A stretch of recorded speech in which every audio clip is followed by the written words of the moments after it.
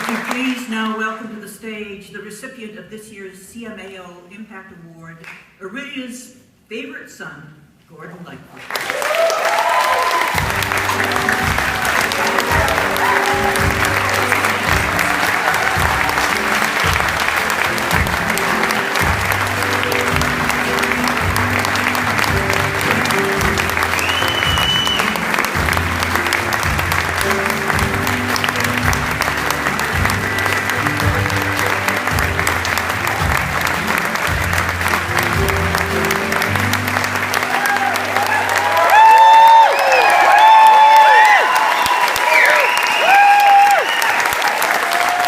Thank you very much.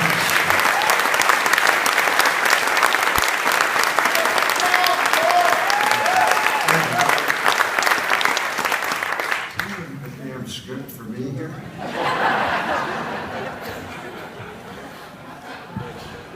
Why don't I get the script? So, all right.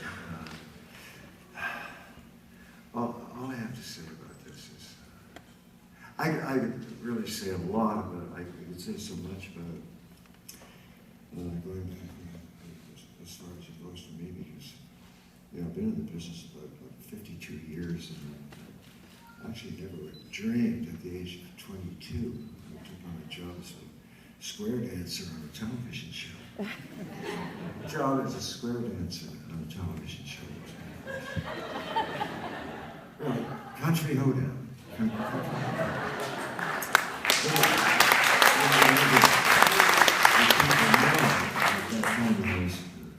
was also a choral performer on that show.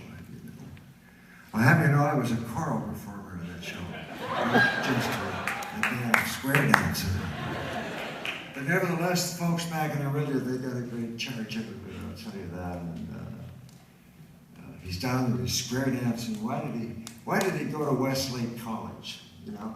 Why did he go to music school? Why would the guy think that he could get anywhere by going to Los Angeles and going to music school? And you know, I had a buddy, we liked jazz in high school. We used to listen to jazz in high school.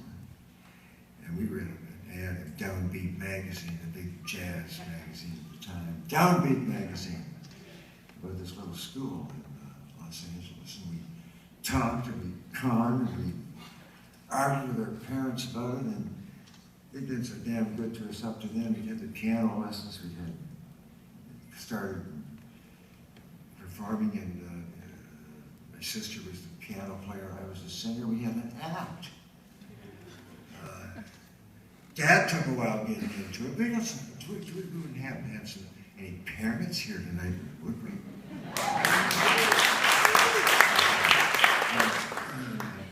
I'm sure that we do. My parents, it took a while to get them into it, but once I got them hooked when I joined the barber shop in grade 9.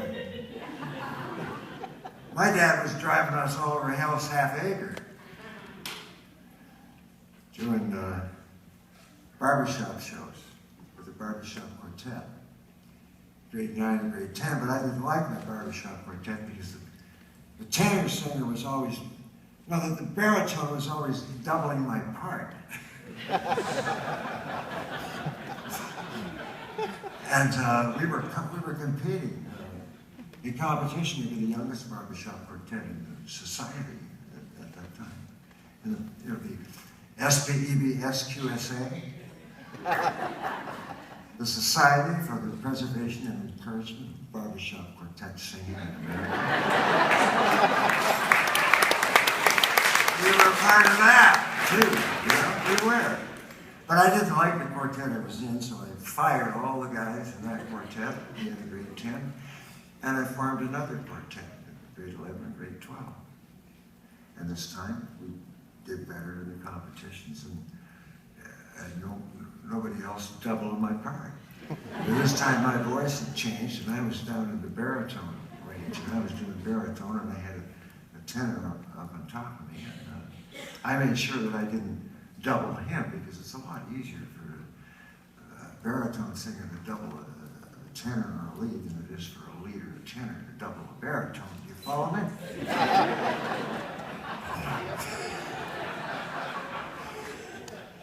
So we did that for a while. I had a bit of I'll admit, I got a little bit up for the show.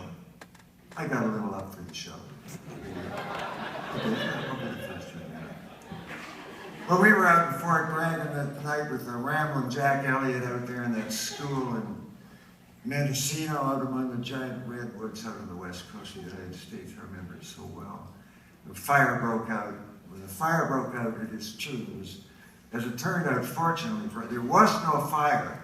The alarm went off, and everybody tried to scramble out of the building, but there was no fire. But there sure as hell was a lot of smoke.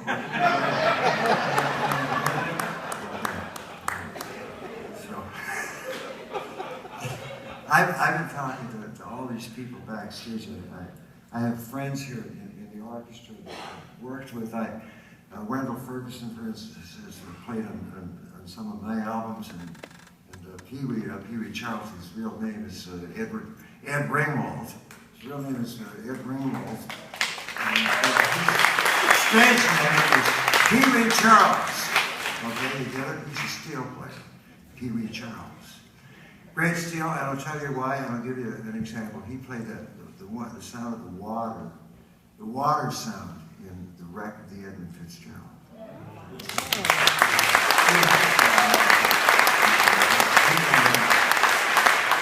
Terry Clemens together, our guitar player, died. We lost a guitar player about 3 years ago, and the two of them created that sound for me and those chord changes that I gave them to go home and do their homework with.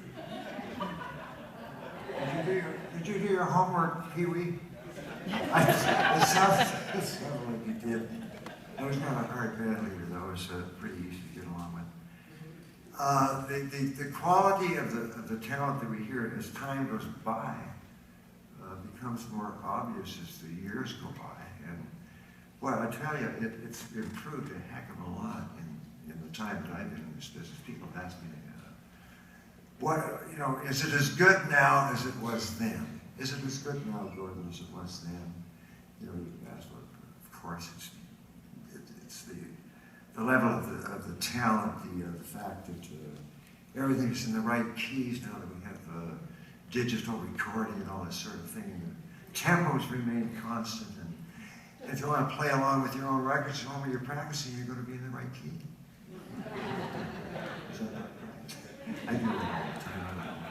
Why don't you tell me that better? The level of talent here is impressive. It is just truly, just absolutely impressive. And I want to thank Brian for when I told him, to say, you got to sit down and you better write some songs, man, because you got to get some material, because you know how it goes. I would probably never have gotten anywhere had it not been for this fine lady standing behind me on my right. She and her husband, Sylvia, came to see me at Steele's Tavern, in Steele's Tavern. She and her husband, Ian, came to see me. Steele's Tavern.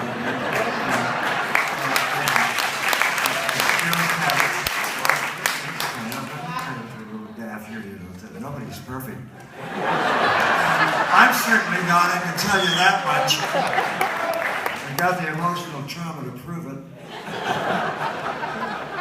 All those years, all those girls, all those kids. I got my little fiance sitting right here in the front row with me tonight, expect to be married within the next 2 or 3 weeks.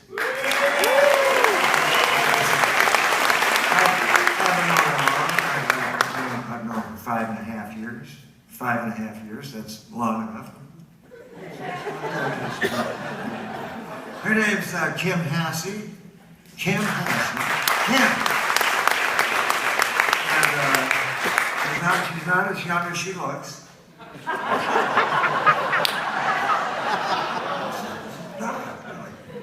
She's a card-carrying member of the Actors Union, and she's an actress. She's from Los Angeles. She lives there.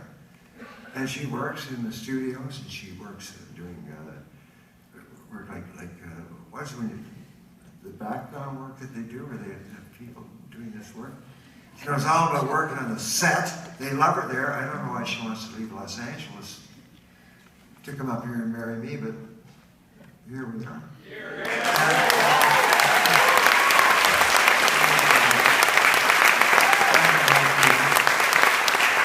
I got to be about her said, I've been impressed with every act, to every performer that I've seen here tonight. The improvement I was saying, it's amazing. And through the years, what's it take to make a hit single?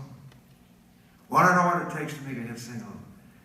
I was told once by Lenny Warren, my old producer at Warner Brothers, when I did 14 albums at Warner Brothers, said it takes a great song, a great vocal, and a great arrangement. See you later.